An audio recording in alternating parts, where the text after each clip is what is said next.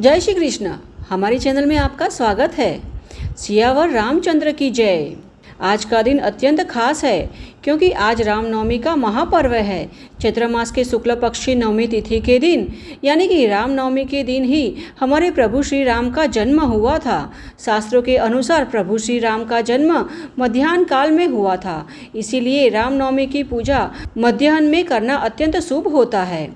इस दिन प्रभु श्री राम का जन्मोत्सव देश विदेश में हर्षोल्लास के साथ मनाया जाता है और इस दिन श्री राम के साथ माता सीता की भी पूजा करने से व्यक्ति सभी पातकों से मुक्ति प्राप्त कर लेता है।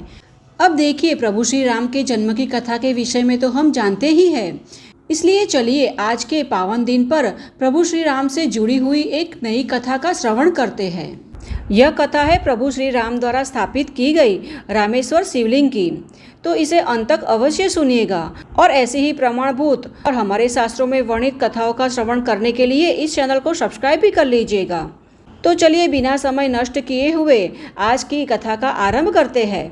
अब यह उस समय की बात है जब रावण ने माता सीता का हरण कर लिया था और प्रभु श्री राम, भाई लक्ष्मण और हनुमान जी माता सीता को वापस लाने के लिए समुद्र के तट पर पहुंच चुके थे।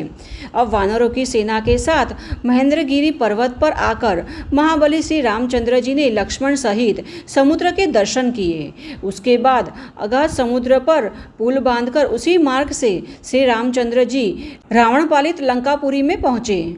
वहां पहुंचते पहुंचते सूर्यास्त हो गया। पूर्णिमा के प्रदोष काल में सेना सहित श्री रामचंद्र जी सुबह पर्वत पर पहुंच गए। तभी रात के समय लंकापति रावण को महल की छत पर खड़ा हुआ देखकर महाबली सूर्यपुत्र सुग्रीव ने उसके मुकुट को धरती पर गिरा दिया। अब जैसे ही मुकुट गिरने की आवाज आई तो लंकापति रावण महल में भीतर गया और जैसे ही लंकेश्वर महल के भीतर गया, श्री रामचंद्र जी सुग्रीव, लक्ष्मण और अपनी सेना के साथ पर्वत मार्ग से नीचे उतरते हुए लंका की सीमा तक पहुंच गए और लंका के समीप ही अपनी सेना का पड़ाव डाल दिया। यहाँ डेरा डालने के बाद रावण के विशालकाय सैनिकों ने वानरों पर अस्त्र शस्त्र से आक्रमण कर दिया। वह सभी दुष्ट आत्मा राक्षस अदृश्य होकर वहां आए थे, किंतु विभीषण ने अंतर्ध्यान विद्या से उन सभी राक्षसों को मार दिया और शक्तिशाली वानरों द्वारा कई राक्षस मारे गए तथा भयंकर पराक्रमी वानरों के द्वारा जिसके अंग भंग किए जा चुके थे, वह अपनी मृत्यु से बचते हुए शीघ्र ही रावण की लंकापुरी में भाग गए।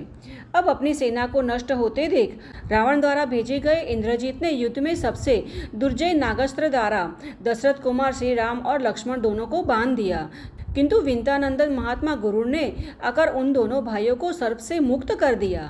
तब उस समय विभीषण ने 8 घंटे वाली एक विशाल शक्ति अपने हाथ में ली और उसे प्रहस्त के सिर पर छोड़ दिया। उस वज्र जैसी शक्ति ने प्रहस्त राक्षस के सिर को काट दिया, जिससे वह तूफान में गिरे हुए वृक्ष की भांति जमीन पर गिर पड़ा। अब राक्षस प्रहस्त को युद्ध में मरा हुआ देखकर धूम्रक्ष ने बड़े वेग से वानरों पर आक्रमण कर दिया, जिससे वानर इधर उधर भागने लगे। वानर सेना को भागते देखकर पवन कुमार हनुमान जी ने उसी क्षण धूम्राक्ष का वध कर दिया।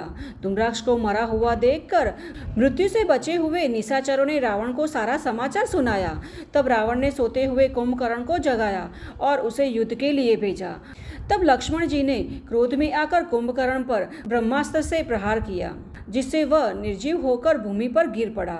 उस समय वहाँ दूषण नामक राक्षस के 2 छोटे भाई वज्रवेग और प्रमाथि, जो रावण के समान ही बलशाली थे, वह युद्ध भूमि में आए, किंतु हनुमान जी तथा अंगद द्वारा मारे गए। अब विश्वकर्मा के पुत्र नल ने वज्रदस्त्र और कुमुद नामक श्रेष्ठ वानर ने अनकंपन को मार दिया। लक्ष्मण जी ने अतिकाय और त्रिशरा का वध कर दिया। सुग्रीव ने देवांतक तथा नरांतक को मौत के घाट उतार दिया। हनुमान जी ने कुंभकर्ण के दोनों पुत्र मार दिए और विभीषण ने रक के पुत्र मकराक्ष का वध कर दिया। तत्पश्चात रावण ने इंद्रजीत को युद्ध के लिए फिर से भेजा। तब इंद्रजीत ने श्री राम और लक्ष्मण दोनों को मोहित कर लिया। अब इस बीच अंगद ने इंद्रजीत जिस रथ पर सवार था उस रथ के घोड़े को ही मार दिया, जिससे वह वाहन विहीन होकर आकाश में स्थित हो गया और आकाश में रहते हुए ही उसने सभी वानरों पर प्रहार करना आरंभ कर दिया। उसके प्रहार से कुमुद, अंगद, सुग्रीव, नल और जामवंत आदि सहित अधिकांश वानर घायल होकर भूमि पर गिर पड़े। इस प्रकार महाबली मेघनाद श्री राम और लक्ष्मण को सेना सहित घायल करके आकाश में लुप्त हो गया। तब विभीषण ने इक्ष्वाकुकुल भूषण श्री रामचंद्र जी को बारंबार प्रणाम किया और हाथ जोड़कर कहने लगे कि हे प्रभु, कुबेर जी की आज्ञा से एक गुहक यह दिव्य जल आपकी सेवा में लेकर आया है। महाराज, यह जल अंतर्ध्यान विद्या से लुप्त हुए प्राणियों को देखने के लिए ही कुबेर ने आपको अर्पित किया है। यह जल आपको लिप्त हुए प्राणियों को देखने का अवसर प्रदान करता है। इस जल को आंखों में लगाने से आप आकाश में लुप्त हो चुके प्राणियों को भी देख पाएंगे और जिसे आप यह पानी देंगे वह भी उस प्राणियों को देख पाएंगे। तब बहुत अच्छा कहकर श्री रामचंद्र जी ने आदरपूर्वक जल को ग्रहण किया और उस जल से अपनी आंखें धोई। उसके बाद बाहुबली लक्ष्मण जी, सुग्रीव, जामवंत, हनुमान जी, अंगद, मैद, नील और अन्य जो वानर थे उन्होंने श्री रामचंद्र जी द्वारा दिए गए जल से आंखें धोई। तब उन्होंने आकाश में छुपे हुए वीर मेघनाद को देखा और दृष्टि पड़ते ही सुमित्रा नंदन लक्ष्मण जी ने उस पर आक्रमण किया। तब लक्ष्मण जी और मेघनाद के बीच अत्यंत भयंकर, विचित्र तथा आश्चर्यजनक युद्ध हुआ और तीसरे दिन अत्यंत प्रयास के पश्चात महाबली लक्ष्मण जी ने मेघनाद को मार दिया। अब अपने प्रिय पुत्र को मरा हुआ जानकर रावण अत्यंत क्रोधित हो गया और विशाल सेना के साथ रथ पर सवार होकर नगर के बाहर आया। तब इंद्रदेव के सारथी मातली, नीलवर्ण के घोड़े और सूर्य के समान तेजस्वी रथ लेकर प्रभु श्री राम की सेवा में उपस्थित हो गए। धर्मात्मा में श्रेष्ठ प्रभु श्री राम इंद्र द्वारा भेजे गए उस रथ पर सवार हुए और युद्ध में ब्रह्मास्त्र का उपयोग करके राक्षस राज रावण के सभी सिर काट दिए और अंततः रावण का वध कर दिया।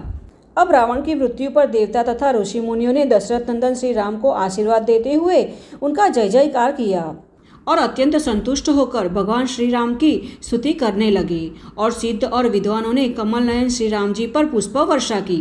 तत्पश्चात श्री राम जी उन देवताओं, वानर सैनिकों तथा सीता माता और लक्ष्मण जी के साथ लंका में विभीषण का राजपथ पर अभिषेक करके पुष्पक विमान पर सवार होकर गंधमादक पर्वत पर आए।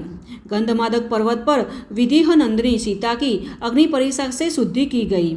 उसके पश्चात दंडकारण्य में निवास करने वाले महर्षि अगस्त्य जी को आगे कर कमल नयन जानकी वल्लभ श्री रामचंद्र जी के दर्शन करने के लिए आए और उनकी स्तुति करने लगे।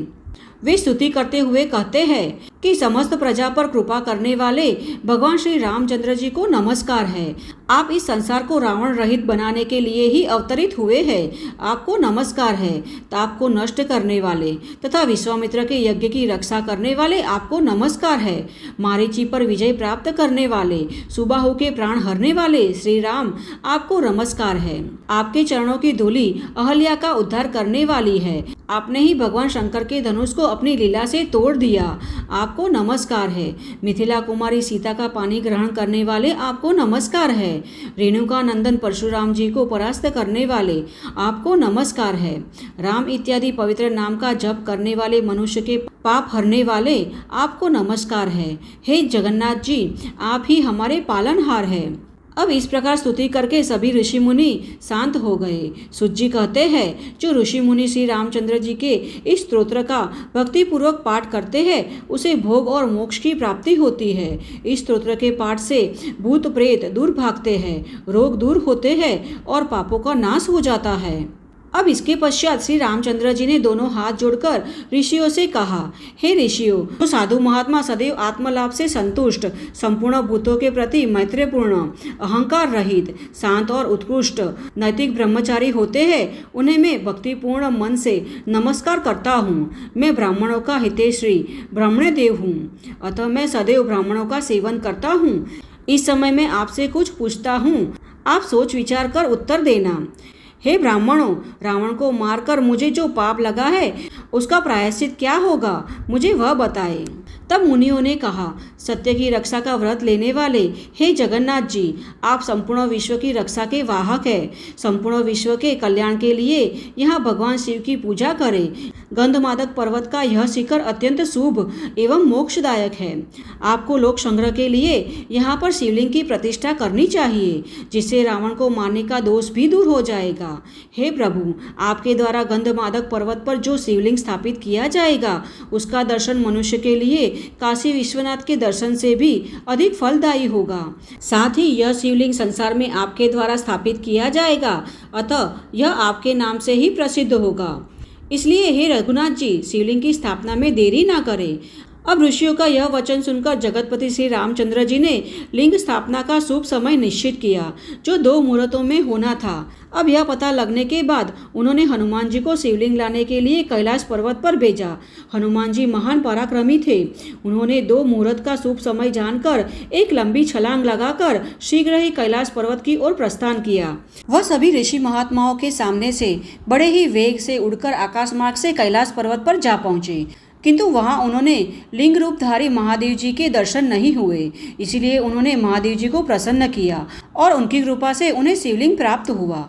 किंतु इस ओर शिवलिंग स्थापना का मुहूर्त बीता जा रहा था और वहां के बुद्धिमान ऋषियों ने देखा कि हनुमान जी अभी तक आए नहीं है और स्थापना का क्षण बीत रहा है। तो उन्होंने परम बुद्धिमान श्री रामचंद्र जी से कहा, हे महाबाहु श्री रामचंद्र जी, अब शुभ काल समाप्त हो रहा है, अतः जानकी जी ने अपनी लीला से जो रेत के शिवलिंग का निर्माण किया है, उसे ही अब स्थापित करें।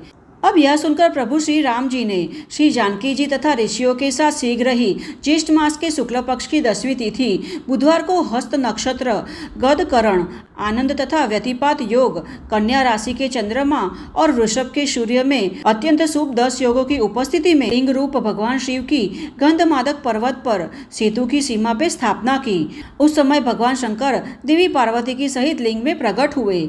उनका मस्तक चंद्रमणि तथा साक्षात गंगा जी की कला से सुशोभित था।